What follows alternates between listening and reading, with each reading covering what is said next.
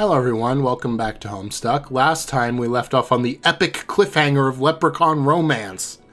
I sure hope this is just a joke about troll romance in the grid, and we don't actually have to learn about this bingo card of romance things. But, you know, it is Aradia, so we're probably going to at least talk about it for 2 pages before we get to actually do anything.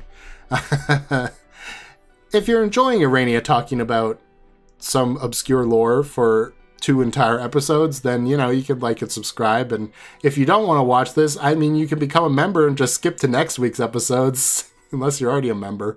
Uh-oh. Anyway, let's go. The problem is that when the subject of leprechaun romance is broached, our overly obsessive troll intellects instantly assume the most ingratiating posture of admiration imaginable, which makes it hard to give it proper academic focus, I mean, because of how great it is. But we will do our best to understand regardless. Trolls have only 4 forms of romance, and though we consider it a complicated subject, spanning a wide range of emotions, social conventions, and implications for reproduction, it is ultimately a superficial slice of what leprechauns consider the full body of romantic experience. Our concept of romance, in spite of its capacity to fill our art and literature and rule our individual destinies like little elves, is still just that, a single quaternary concept, a concept usually denoted by 4 symbols: hearts, spades, diamonds, clubs. Leprechaun romance is more complicated than that. Leprechaun romance needs 9 symbols. The 9 quadrants of leprechaun romance are considerably more nuanced than our quaint notions of romance, and certainly more alien. In fact, so conditioned is my own understanding of romance that I can't help but refer to them as quadrants, when in fact they are not quadrants at all. They're referred to as charms. One of the charms is characterized by romantic love, as understood by both trolls and humans. But after that, all bets are off. Okay, that's the heart. There is no division between black or red, concupiscent or conciliatory. Instead, their charms comprise a spectral continuum of more subtly varying types of relationships, most of which are established in mutual chicanery, such as the exchange of pranks, coy riddles, slapstick shenanigans, and games of chance. Furthermore, a pair of leprechauns is not limited to a single charm. A relationship may be defined by multiple charms at once. In fact, some of the most interesting relationships arise from exotic charm combinations. A stable relationship consisting of 3 or more charms is called a trove. These advanced relationships are often viewed as the ideal end result for a romance, much the way certain pairing rituals are for humans. No charm is specifically tied to procreation, though any type of relationship could begin waxing concupiscent if Lady Luck should so decide. Certain charm combinations are known to be more conducive to fertility than others. If the leprechaun pair has been so blessed, they will begin to elaborate an elaborate coupling procedure culminating in a lively mating jig. The jigs are specific to the charms, of course, similar to how different kinds of music lend themselves to various styles of dance. While the romance is endlessly captivating, leprechaun reproduction may be the most interesting subject of all, particularly from the perspective of a detailed anatomical study, which I will get to shortly. But first it bears pointing out that while for humans reproductive relationships are exclusively heterosexual, and for trolls they are bisexual, for leprechauns they... Wow! Okay, it's Vriska. I was like, wait, why is she interrupting herself? Wow, what a story! But I wasn't finished! Wasn't that great, everyone? Wow! You really liked it that much, Vriska. Hell yeah. Oh my god, that leprechaun stuff. So good. Right, guys? Wow. Well, I would be happy to continue then if you... Mind Fang, have I told you how great it's been to get to know each other and team up on adventures and stuff? I really feel like you've helped me get in touch with my ancestral roots, mainly as a kick-ass storyteller. Yeah, it was like this whole part of my personality I was never aware of, like the part that's compelled me to just outright explain tons of really interesting things to people, while sparing no detail whatsoever.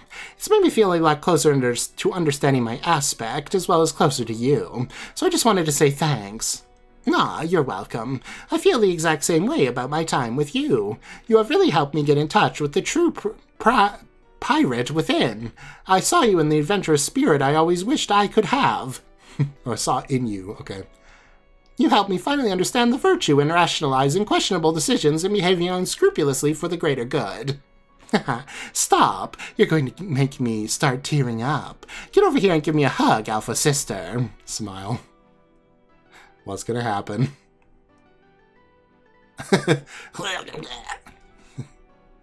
Wonk wonk. Or wank wank. Meanwhile, John is just there, being pixelated. Ah! What are you doing, Terezi? Oh, she's woken up. Ah! Oh my god. Somebody help her. Also, I thought her eyes were red. When did she get her eyes back? Who? What? Who? Okay, she just said something. You know, Vriska's ancestor, the friendly one who tells long stories. Yeah, her. I don't know, I can't keep all these ghost names straight. Flip Tuna, Meowlin, wasn't there a Carlos? Fuck it. They were all named Carlos as far as I'm concerned. Wait, except Mina, she was alright. A little forward, but whatever. This isn't the point. All I remember about my interactions with the Circuit girl was getting cornered into these ludicrous monologues, then racking my brain for excuses to get the hell out of there. Yeah, well, I was a little more tactful than you and actually listened, and let her talk me into something I shouldn't have. So she was just like, poof, and suddenly your eyes were better? Yes. What is she, some sort of magic fairy? Yes. That's kind of literally what she is. Okay. Oh, alright. Guess her story checks out then. Good for her. But this doesn't seem like you, Terezi. I mean, I didn't even think you even wanted your eyesight back. I've never met anyone as chuffed about her own disability as you. And I was always under the impression you felt like it was a big part of who you are. It was. The moment she healed me, I knew I made a terrible mistake, but I can't take it back. I thought about it, like just blinding myself again and pretending it never happened, but even the way it happened originally was something special to me. I can't duplicate that, and even if I could, it still wouldn't be the same. I can't seem to forgive myself for being so stupid. For some reason, I thought it was a good idea to take the only cool and unique thing about myself and fix it. What was I thinking? Whoa, whoa. The only cool thing about you? Terezi, I want to be understanding, but I can't get behind some of this shit you're saying about yourself here. What made you start unraveling like this? I think it was when we started meeting our ancestors, and I thought they were all cooler and older and more interesting than us, even though they probably weren't, and they had a lot of problems and insecurities too, but I guess that's the kind that older kids have, and when you're younger, you don't really recognize them as problems. You look at those things as just a part of what it's like being someone more interesting and grown up than you. Maybe since I'm not as young anymore, I guess I can see that now, but I was stupidly awestruck by some people who were not that impressive in retrospect, and I made a dumb mistake. Wait, we met all those people like kind of a long time ago. How long have you been hiding this from everyone? I don't know, a year or something? And I wasn't hiding it, I just didn't tell anybody. Yeah, that's what hiding it means. But you usually can't see my eyes anyway, because of my glasses, duh. I know, but not telling anybody that is still being pointlessly secretive. You could have said, hey, Carcat, I fucked up and now I can see again. Maybe we can talk about this so I don't go into a tragic downward spiral and make you worry about me for no reason. I'm sorry. I should have, but I was so ashamed. And what about this clandestine Black Rom nonsense you got going on with Gamzee? What? Have you been dating him for just as long? Was he involved in that decision? Like, did he talk you into healing your eyes or something? How did you know we were dating? Did he tell you? Oh my god, Terezi, you're a fucking catastrophe. You used to be, like, cunning and considerably more intelligent than me, which I have no problem admitting, but this is ridiculous. Even if I didn't figure it out myself, which I did because it was obvious, you were up here on the roof lying unconscious in a pile of honk horns and Faygo bottles. I'm not a master of deduction, but unless you were recently stomped on by some sort of golem composed of garbage from a circus, seems fair to say you're officially down with the clown. Ugh. Okay, yes, it's true. Well, what do you have to say about it? I couldn't get up the nerve to tell you about that either. In a way, I'm even more disgusted with myself for dating that asshole than I am for healing my eyes. Then why are you doing it? I don't know. I can't bring myself to stop seeing him. Every time I think I can't stomach the sight of his ugly face for another second, he pulls me back in. He's just so awful. I think we should maybe kill this guy. This is the perfect setup. Dave, I think we're gonna have to kill this guy. Oh. Actually, it'd be the opposite. Coquette, I think we're gonna have to kill this guy. Ah. He always knows exactly what to say to piss me off. Everything he does, his fake god-tier suit, his smug expression, the dumbass ways he butchers his sentences, saying shit like, oh, getting up at his motherfucking honk on. Oh, I hate it so much, but I keep coming back for more. It's like a drug, even more addictive than this revolting soda I can't stop drinking. I've had so much Faygo I can't even taste the color anymore.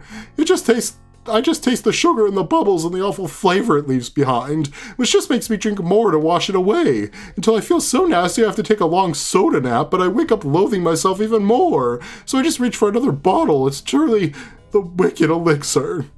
Terezi, I wanted to be out of my life. He's the worst thing that ever happened to me, but I guess you can't help who you hate. This is killing me hearing this. I seriously want to weep actual puke out of my eyeballs from this story. How did this happen? I've got to say, I didn't see it coming. If you told me sweeps ago, you and he, I wouldn't believe it. Like, if the writing was on the wall there, I sure as fucking didn't read it. Yeah, it snuck up on me. It didn't help that he terrorized us when we were hiding from Jack, right under my nose, too. Somehow I didn't put the pieces together at the time and let him get away with murder, and gradually I started having these uncontrollable thoughts about him, dark thoughts, and when I would catch a whiff of him in the corridors like he was taunting me, that just fanned the flames. Then we started talking shit with each other more and more, and he was so much nastier than he ever used to be, way more than any of our friends ever were. One time he started mocking my blindness, which never bothered me when anyone else did it, but somehow the stuff he said, I let it get under my skin, and combined with meeting a lot of new people I felt like I couldn't live up to, that's when I started reconsidering Aradia's offer. I knew it! I knew he must have had something to do with that decision, that slimy bastard! This is mostly my fault. I wasn't vigilant enough with him, and I let our more allegiance break down. If I'd kept closer eyes on him, he wouldn't have lured you into his spinning tent of shit! No, you shouldn't feel like... Or maybe it's Kanaya's fault. She's always been a really good auspicious. Maybe she could have prevented this if she wasn't so preoccupied herself. No, wait, that's actually my fault again. If I'd been on the ball and auspicized between her and Rose, she would have had the time to auspicize between you and Gamzee. Damn it! I always say I know so much about romance, yet I routinely underestimate its complexity, so I only figure out what to do after it's already too late. God, I'm stupid. Ugh, shut up. It's no one's fault but mine, and I'm the one who has to deal with it. Yeah, okay. For what it's worth, he'll probably just break it off and leave you once we get to the new session. All his loyalties and priorities are totally warped now. I'm not sure what he really even cares about anymore, but it sure isn't any of us. You think he's gonna leave me? Yeah, I do. Whoa, what? Isn't that what you want?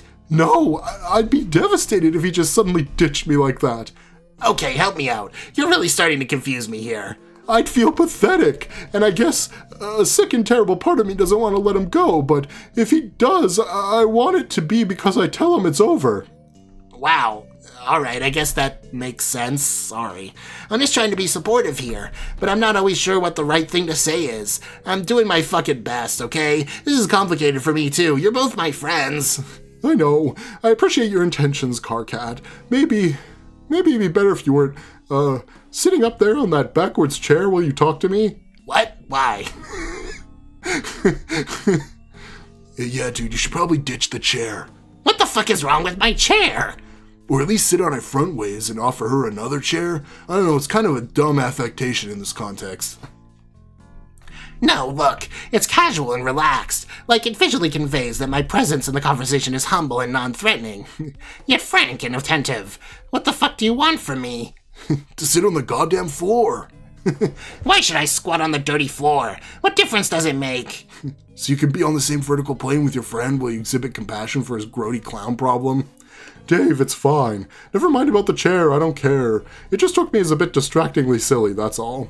Oh, okay, fine. Fuck the chair. Pardon me for making myself comfortable during a sincere heart-to-heart discussion with a dear friend in need, but the time has come for me to cease straddling this deeply offensive piece of furniture. Away with ye, four-legged temptress. Distract us no more with your basic and utilitarian form of creature comfort you supply. Carcat just threw a tantrum about a chair. I just won the Carcat tantrum bingo! Okay, we're kicking you out of this conversation. Aw. Sorry. Carcat voice. You know how it is. At last! We're free from the accursed instrument of ass elevation. Where'd you even get that chair? Did you steal it from the common area? Unlike everyone else ever, I happen to make a practice of captcha-logging items which might be convenient on a day-to-day basis. Say I'm strolling around and find myself in need of a place to sit.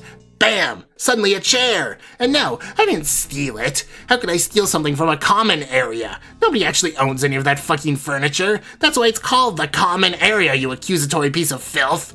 Sounds like communism. Are you a communist or something? Actually, that makes perfect sense, what with your sickle and all. What are you even talking about? Wait, John has a hammer. Oh shit, it's all adding up. When we arrive, we're gonna team up with John and seize the means of production. You appear to be jump-starting a facetious discussion that's some sort of human economical ideological framework without having the slightest clue that your vehicle is parked squarely in the nobody gives a fuck zone. I'm just saying, first chair is what next. See, I'm all about private property and pocket and dough. Do you have any idea how rich I am? I'm a man of means, motherfucker. What's your point? Just don't come after my boonies, dude. Or should I say, Carcat marks. You aren't being serious now. Those are not words of a serious person. I was having a serious discussion, like a big-time adult with my good friend Terezi. Your callous and nonsensical remarks are derailing us from this delicate subject at hand. Why don't you be useful and say something reassuring to our sad mutual buddy, you wailing jet engine of infantile stultiloquence? I don't know. I don't have that much to say about this. I kind of got to recuse myself on the matter. I'm all kinds of on the record as being squicked out by the idea of hate relationships, so I got no point of reference for gauging when one is fucked up the way that's normal for trolls, or if it's fucked up because it's actually fucked up and terrible. This is like some ex-alien boyfriend prime directive shit. I can't intervene because I don't know what I'm talking about. But you do, so I say, I guess keep going. You were saying some pretty good stuff before I started riding your jock about chairs. Ugh, Terezi, do you see this? Do you see what I have to deal with? Actually, I guess you can. Now that you literally see what I have to deal with and experience it all, do empathy for the fact that I have a douche as a best friend. Yes, I can see. The view from down here is douche-tacular. Thank you. That's it then. No advice at all, smart Alec. What did even bring you here for this intermission then? Intermission? Intervention, I mean. Sorry, I misspoke. It's not an intervention either. My ghostly head's all beaming out of a crab for moral support, yo. I am in my homie's corner, even if he is a massive socialist. Terezi, I think I could probably figure this out. She grew up alone and blind in a forest, and I think she'll manage to bounce out of her juggalo phase. But yeah, Terezi, you should at least quit the fucking soda. Yeah, okay. Okay? Yeah, I'll stop. What? Just like that? Sure, it's really gross. I think we're missing the point here. This isn't just about an unhealthy obsession with a foul soft drink. It's about how you feel about yourself. You are barely functional right now. You can't even pick yourself up off the floor and put on a pair of pants. Remember pants, Terezi? You used to love pants. Yeah, pants are pretty great. You used to be a lot of things, and all of those were good things. And now that we're about to arrive, right when we need you the most, you do a sensational belly flop into a circus vat of your own tiny slobber. Oh, please. What could you possibly need me for? You're an important member of this party. We'll need you to help stand up to Jack and whatever else is waiting for us there. I don't think it'll be very useful. Well, not like this. You gotta get your act together. No, I mean, even then I won't be. I don't have much to offer even on my best day.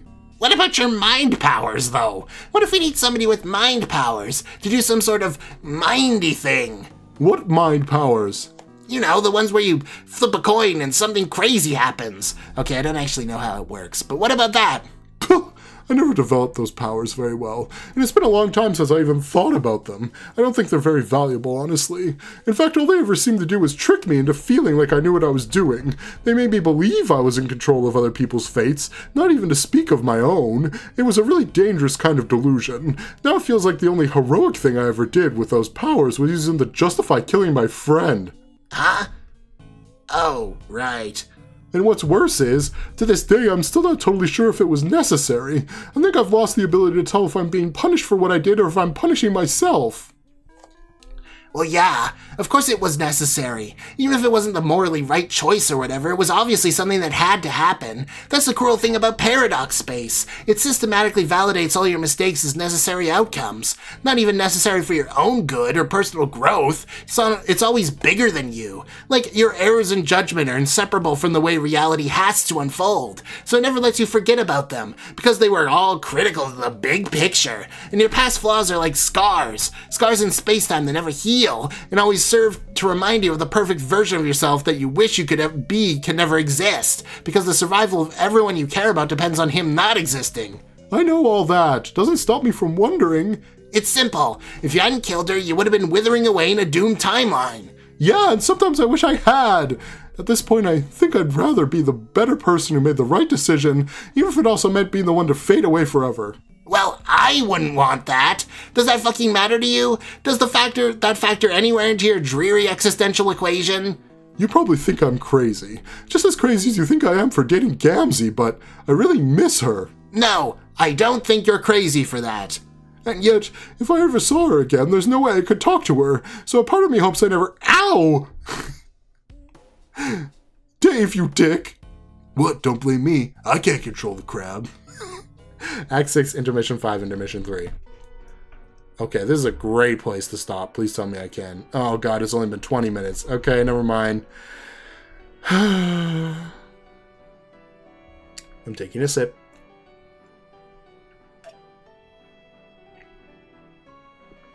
Wait, is he following the line? Now I don't have to remember all these powers. Oh man. I'll just take a little break for my voice's sake. I finally got Cardcat back a little bit. There we go. Even though I lost him when Dave joined the conversation for some reason. So that's annoying. I don't know why going from this voice to this voice is so annoying. But if it ever goes from Cardcat to Caliborn, I'm going to be stuck. So, oops. Anyway, it's an interesting arc. I just don't know if I like it for Terezi. I guess it's just because I like Terezi a lot, and I don't like to see her suffering, essentially. But I don't know. Like, this feels like an arc that, like, Cardcat would go through, specifically. Because he gets all up in his head about this stuff, where Terezi never did, which I guess is the point. But I don't know. I don't know. It's hard to say. We'll see where it goes, and that'll inform my opinion on it. But Cardcat being the best character in Homestuck once again. I think he's taken the throne. He was always, like, up there, for sure, but, you know. Good for you, Cardcat. Being a real friend in Homestuck? I can't believe it. Anyway. Wait, why did that planet give me 2 elves? Why are you calling them elves now? Or you're calling them elves now? Yes! But they're leprechauns, or gnomes, according to some baloney scholars. They can be additionally referred to as elves. I have decided. Whatever. Why are there 2? Because it's a 2-for-1 deal. You sunk the 7th planet on the break, so when you destroy the 6th planet, you unlock both the 6th and 7th elf. Now you're on the 8th planet. This one doesn't give you an elf. It doesn't? No. What about a gnome? No. What about a leprechaun? No, you get nothing. Why not? Because you're supposed to skip this one and destroy it last. You're just wasting time hanging around here. The clock is ticking. Alright, but first I want to get their powers straight. Am I correct in assuming their powers keep getting more useless? Yes. Just as I suspected. I don't even care anymore, I just want to know. So, Orange Hat, we have established just walks ahead of me all the time, no matter how far off he wanders and gets lost. I always seem to catch up with him. Yes. And Green Hat, he just has a doll with pins in it. Yes. What's up with that? He has a doll with pins in it. And? Every time you get a new elf, he'll take another pin out. That's all I gotta tell you. Okay, got that. It's pointless. Moving on. Maroon Hat. I can't tell what his power is. What is his power? He doesn't have a power. Are you fucking kidding me? No. That's a new low even for these shitheads. But Maroon Hat's pretty smart. You can use him as a higher-ranking henchman or something. Being smart isn't a power. Plus, I doubt it. How smart can one of these imbeciles be? You should talk to him and find out. No! Come on, just have a little friendly chat. Fine, I'll have a word with him very briefly. Okay. Hey, are you still talking to him? Wow, you guys are really going at it there. What the fuck could you be talking about for so long? This is getting ridiculous. The timer on the next cue ball bomb's ticking away. Okay, I'm back. And? Maroon Hat is highly intelligent and personable. I've decided he is my favorite guy so far. See, I told you. I will give him some important responsibilities later, but I have not decided what. Maybe he can hold on to something that's important to you. Good idea. Like what? Oh, I know, my cowl top. No, not the cowl top. That's dumb. My gun? No. Oh, my candy. No, you idiot. Fuck you. If you have an idea, then just tell me what it is, Puzzle Man. Look at the color of his hat. What else do you have that's that color?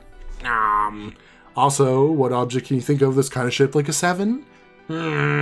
Oh, of course, a boomerang. Okay, I give up. I will make a mental note to secure a boomerang in the future. Yes, it makes so much sense to be a boomerang, thematically, because it always comes back around in one big circle, like the time shit is supposed to be about. Okay, last question. Why is Purple Hat constantly dancing in my presence? Yeah, I guess in retrospect, Purple Hat's always been pretty flirtatious, hasn't he? What? Maybe you could try to be open-minded, though. Have you ever considered that a star heart horseshoes relationship with someone? Maybe you'll discover you've never truly experienced joy until you've been in a star heart horseshoes with a dancing elf. Caliban has spiked his cowtop into the ground with disgust. Maroon Hat had the crowbar, right? That's what that was talking about. Yeah! I was thinking of that sting for that song. Yeah! I can't do it now because my voice is too worn out. From all these raspy people. Oh, well, this looks relevant. Hey guys, stop dragging your feet back there. You're falling so far behind, you're starting to look tiny and ridiculous from here. The treasure should be buried just up ahead. Let's pick up the pace.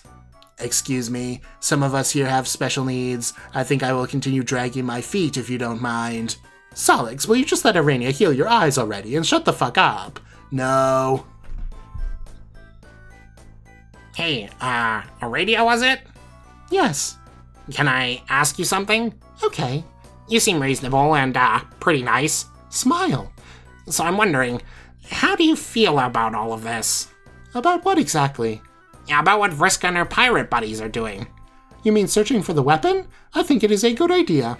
No, I know. Of course that would be great to have an awesome secret weapon, whatever it is. I mean, how do you feel about the way they've been searching for it? By using all your ghost clone friends as bait, and getting the bad guy to blow them all up to reveal the way to the treasure. That's probably the only way to find it. In my experience, the specific path you travel out here is very important. If we did not trace that exact path in the amount of time, I doubt we never ever would have found the right location. In fact, it may never have been found by anyone. Okay, yeah. But let's assume it wasn't the only way to find it. It was the only way to find it, granted. But I mean, does that really make it the right way to beat him? I couldn't say. Well, how do you feel about it? Most of the other pirates seem cool with it, so I'm wondering if maybe you feel differently. It is probably necessary, and they would have embarked on this voyage whether I had come along or not, so I might as well as join the fun. Isn't that what you did when you saw our ship? Sort of. But I didn't know what you all were doing yet. Yes, but once you found out, you continued to journey with us. Yeah, but I'm just hanging out here because I'm asleep. What else am I going to do? Exactly. I don't necessarily share their point of view on the meaning of this endeavor, though. They consider this to be a great clash between good and evil, but I prefer to look at the coming battle as a matter of housekeeping. In the end, all loops must be tidied up, even his. Okay, but what about your friends? Don't you care about them? Of course I do. I love all my friends. Then why do you seem so cheerful when so many of them are getting zapped by lasers? Do I seem cheerful about that? Kinda. I apologize if that is the way I'm behaving. It is not true, though. I think I look at death differently than most, and it is fair to say this attitude extends to death after death as well. I have learned to be at ease with the cessation of being in any form it takes, but I am not nor will I ever be the monster's handmaid, so please believe that I would never take joy from the destruction of any soul. However, you must realize that it is only by the grace of the horror terrors that so many have been allowed to continue existing for so long. They have persisted for ages beyond their time, just as he has. As such, it seems to me his rampage is just another kind of housekeeping. While he rounds the ring undoing the work of the gods, we must prepare for his undoing as well, to ready the manor for the Lord's arrival, so to speak. Smile. I'm sorry. Maybe I spaced out through some of that, but I'm still not sure what you're talking about. Maybe you could just simplify it for me? Are you a good guy or a bad guy? I don't like to think of myself in those terms, but I do try to be nice to people. Damn it. Okay, could you just maybe, give me an idea what it is you actually want out of all of this? What I want? That's a pretty good question. Oh, jeez. I think I mostly want to see what happens when this whole place breaks apart. That was not the answer I was looking for. Oh my god, you're all so insane! Wow, John, you've learned to walk without moving your legs. How impressive. Even Tavros can't do that, and his are robotic. Not anymore, I'm a ghost. Right. Are you coming or what? Yes, please come. I was about to begin one final story before we reach the treasure. Holy shit, another story? I'm there! Sorry, Aradia. I'd love to keep chatting, but you heard the lady. It's story time again! Wow, Aradia, you actually sent the guy running to hear a Sir Cat story. That was a really impressive creep-out job. Nice. Frown. Thank you for joining us, John. Commodore Nepeta and Rear Admiral Pfeffery have both been clamoring for one last tale, and I am not here to disappoint. Can they not talk anymore? What happened to them? Clamoring. As in clams. Text it. What?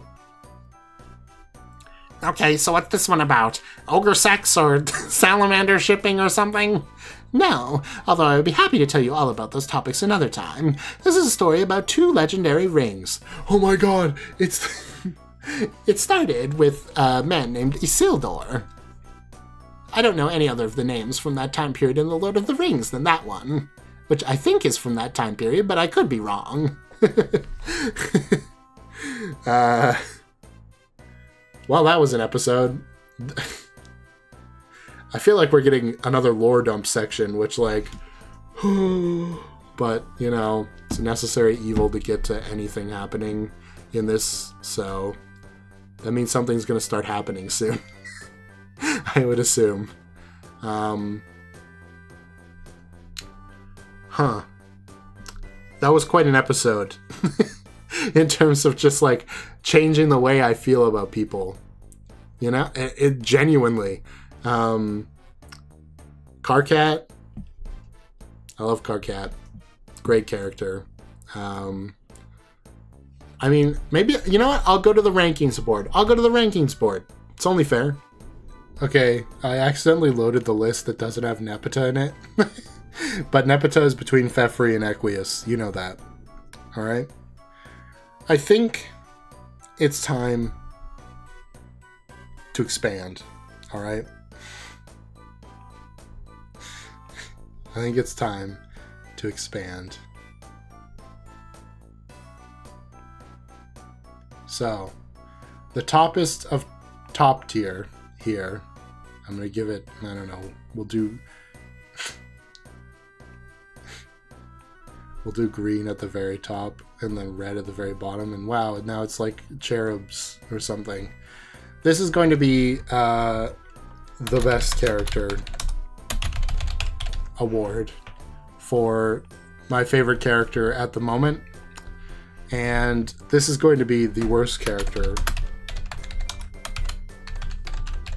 award for my least favorite character at the moment. There we go. Now things are correct. Because somebody said in a comment, like, I can't believe you would put Jake below Cronus. Like, I know he's annoying, but, like, like, is he really as bad as, like, Aradia and stuff? It's like, no, not really. but he's like the character that matters the most, that I hate the most right now. So I wanted to put him on as low on the list as I could. So this circumvents that. And Karkat being the best character, I don't know if he's ever going to lose that spot anymore. But yeah, there we go. There is a few other things I want to slightly adjust because of this episode. I actually think the Chera backstory is pretty cool. As like cosmic entities, I like them. Their personalities, I'm like just okay on. But I think the cosmic entity thing does kind of help Calliope a bit. I think I'll just put the two cherubs beside each other at this point. Because I've kind of just doomed myself with Calliope's voice being annoying for me to not like her as much as I probably should. Mina, I think I can bump Mina to A tier, honestly. She's been entertaining now that I don't have to freaking sit with her all the time. She's great as a character that shows up, delivers a joke, and then leaves, okay? She's perfect in that role. And I like that. I can't believe I folded to peer pressure and took Solix out of A tier. Who am I? What am I? And you know what? Aradia's coming with him at this point. And Vriska is moving down. And Terezi is moving down. I feel like this is the point we are at in the story. And I should specify, this is not all-encompassing. I will do that at the very end, where I think everybody should be all-encompassing. This is where I feel about them right now in the story right now. So,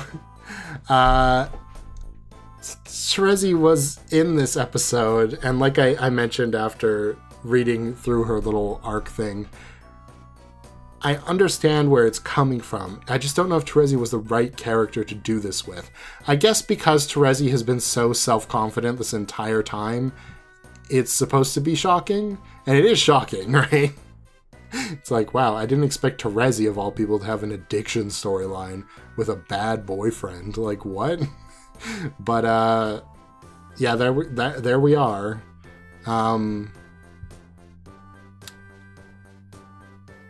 I don't know. We'll have to see where it goes. If it goes in a good direction, where it feels like this is actually going to be a core part of Terezi's character, then I can get behind it. But if we literally solve this in the next, like, 5 pages she's in and she's just back to normal, but she can see, I'm going to feel a little bit, like, robbed from. And Vriska, I feel like, has just been outstripped by Mina. I feel like Mina is just a better Vriska at this point. Vriska's just, like, personally, and I've said this multiple times, I don't think you should have removed Vriska from the story. She was an integral part, I'll just say, of the narrative, and, like, all of these characters' relationships with each other, that as soon as you remove her, things start going weird, right? It's why, like, the Meteor crew doesn't feel as, like, well-developed, to me anyway, as I think the Starship crew does. Like, Dave, Sprite, and Jade and John have a very, like, understandable dynamic with each other, whereas I feel like, okay, I understand kind of what's going on with Rose and Kanaya, and I understand kind of what's going on with Karkat and Dave. I have no idea what the hell is happening with Gamzee or Terezi, or, like, even, like, how do Dave and Kanaya feel about each other, really? How do Rose and Karkat feel about each other, really? Like, yeah, I don't know. And I feel like Vriska being, and don't even get me started on Gamzee, okay? Gamzee is very close to edging into Jake's territory here, but he's sort of become like a stand-in for, like, Andrew Hussey in a lot of ways, which is a weird choice, but go for it. So he's kind of stopped being Gamzee, which is like, okay. I mean, it kind of sucks, because Gamzee used to be, like, funny. Remember that? Remember when Gamzee was, like, fun? And then he was actually scary? And now he's just, like, nothing. So, I'm going to put him underneath Tavros, I think, at this point. At least Tavros, I get his shtick, right? But yeah, I don't know. I constantly want to see more from this group. And I feel like if Vriska was there and they all had somebody to like run up against in that way, it would make a lot more sense. The small bits of conversation we had with Aradia, I actually really like her role in the story. Because she's time aspect, right? And it's fun how Dave sees the time aspect as like a hassle, like, oh, I had to do all this stupid shit because my future self has already like, you know, made it happen. And then for Lord English, it's like the end of time. But for Aradia, it's like a bunch of simultaneous strings that she's keeping track of and then, you know, making sure they all come to the correct end. That's cool. She's like the what do you call those people? Line operator of the universe. I don't even know how many people will know about that. But you know, like old phones, you used to have to call an operator and they take your line off of the operator board and connect it to your intended recipient's line. She's basically like that. Like she's just like pulling the plugs when they're ready and keeping track of everything. It's cool. And I think as Aradia goes, this role in the story fits her quite well. Still bottom of A tier, but A tier for sure. I think Mina honestly goes above these two. Solix, I love Solix's personality. I don't know how else to say it. Solix is just Solix every time. There's no like question. Whereas like sometimes I feel like some of these characters, they like fluctuate where it's like, okay, that wasn't really John. It was like just like main character McGee. Or like what was happening with Rose or whatever. I feel like Solix is consistent, and for that I like him. And now I understand why. He's just consistently the same thing, and I find it entertaining. So what can I say? That's a rarity in Homestuck, alright? And I don't think I really have to move anybody else. I think everybody else is pretty much right. So yeah, that's the new leaderboards here. If anybody's keeping track. Actually, you know what I want to do? Because the open bound tier list was kind of messy, specifically because of trying to like differentiate between them. Because if they were all characters in the actual story, they probably would have all ended up in the same tier. That doesn't really work. So we're gonna put the alphas in their own tier. We'll just make it gray. That don't matter, like the ones that are never going to come up again. So obvious, I think we'll just put them where they are now. I like Kurlaz a lot. Cool design, cool gimmick. Other than Aradia and Mina, who seem like they're actually going to matter. Pfeffery is not an alpha. She might as well be for how much she's in the story. Come on, go back. Rufio, Porum, Latula. I don't remember his name. Horus, I remembered it.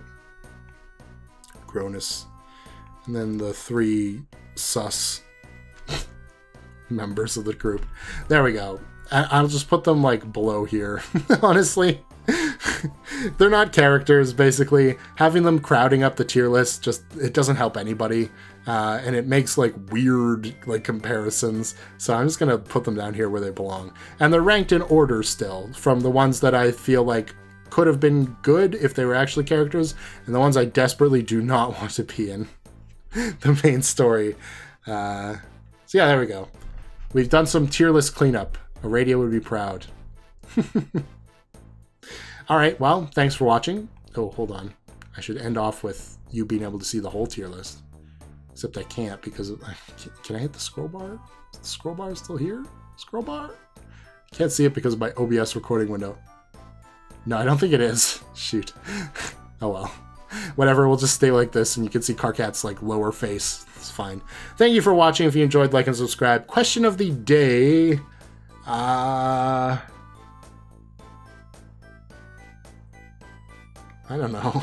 I feel like not a ton happened in this episode. I could ask you how you feel about Terezi's arc, but I feel like you were already going to tell me about that.